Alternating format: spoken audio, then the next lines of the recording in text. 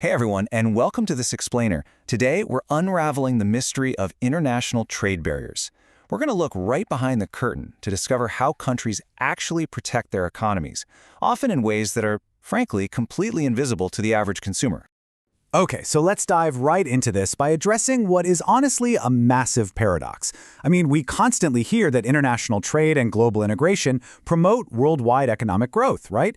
It makes goods cheaper, ideas spread way faster.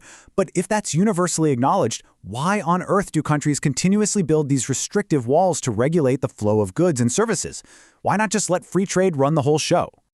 Well, governments aren't just putting up restrictions for the fun of it. According to our source material, they impose these barriers for four core reasons. Mainly, they really want to shield their local, domestic industries from fierce foreign competition. But beyond that, they also use these barriers to generate vital state revenue, ensure national security, and safeguard public health and the environment. These are incredibly powerful motivations, and the trade barriers they create directly influence what you can buy, how competitive businesses are, and ultimately the prices you and I pay at the register. Let's get into the mechanics of this. Section 1. The Great Divide. Tariffs versus non-tariff barriers. To figure out how these protective walls are actually built, we need to look at the two very distinct categories they fall into. On one side of the divide, we have visible tariffs. Simply put, a tariff is just a price-based tax slapped on a physical commodity right as it crosses a border. It's a direct, measurable cost. But on the other side, we have non-tariff barriers, or NTBs. These are a whole different beast. NTBs are quantitative, regulatory, and administrative practices that affect trade indirectly. They aren't simple taxes. They're non-price restrictions that can profoundly, and sometimes quietly, distort international trade. Moving right along to Section 2, the math reveal. Effective rate of protection. Okay. This next concept is an absolute game changer. It's called the effective rate of protection, and it shows how a seemingly straightforward tariff can mathematically disguise its true impact on domestic producers.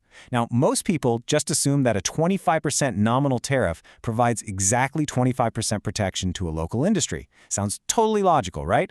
But depending on how the components of a product are imported, the actual effective protection for the domestic manufacturer can be a whopping 66.7%.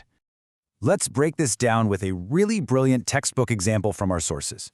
Imagine a machine that costs 16,000 rupees to produce under normal free trade.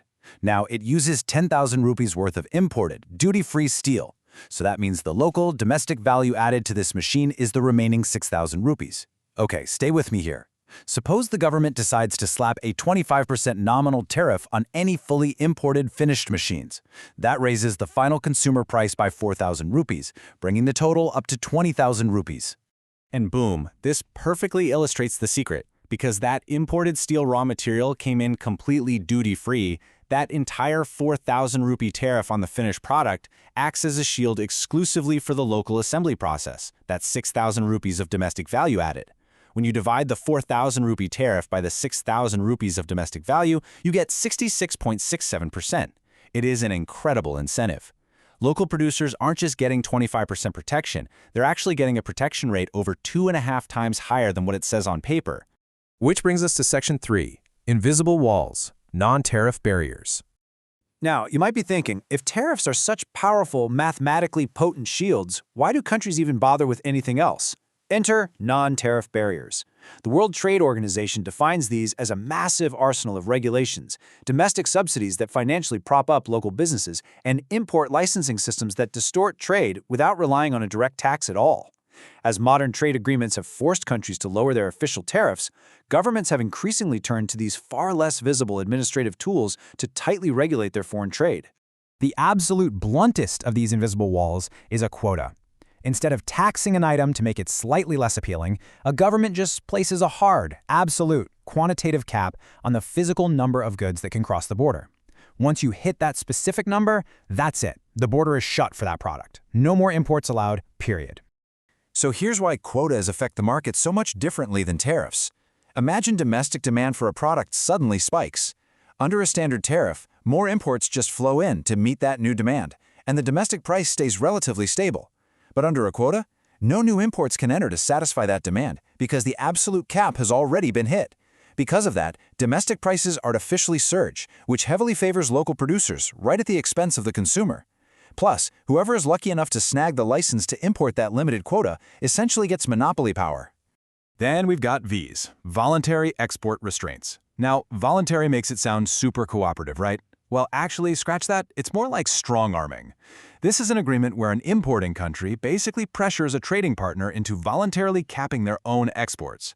Historically, places like the US and the European Union have negotiated these restraints with countries like Japan and Korea, purely to protect their own mature, declining domestic industries, like steel, textiles, and cars, from being totally overwhelmed by much more efficient foreign competition.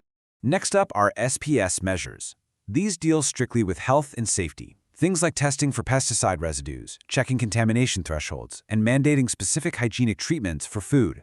And to be totally clear, ensuring human, animal, and plant safety is an absolutely legitimate and necessary goal for literally any country.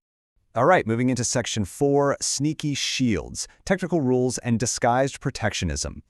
This is where the rules can sometimes get totally weaponized. While claiming to prioritize safety, quality, or culture, countries will often use thinly veiled tactics to quietly just block foreign competition. Our sources cite some genuinely fascinating and honestly kind of comical historical examples of this disguised protectionism.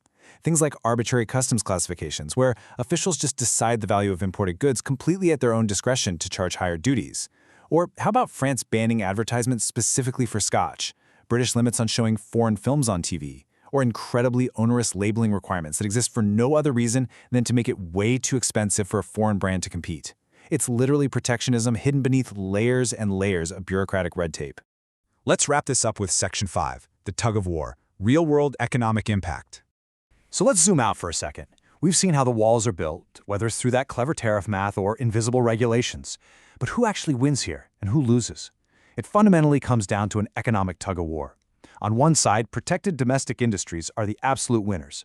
With foreign competition restricted, they secure a much larger producer surplus, which basically means they get to expand production and sell goods at artificially higher prices. But on the other side, we have the losers, everyday citizens. We end up suffering from a shrinking consumer surplus.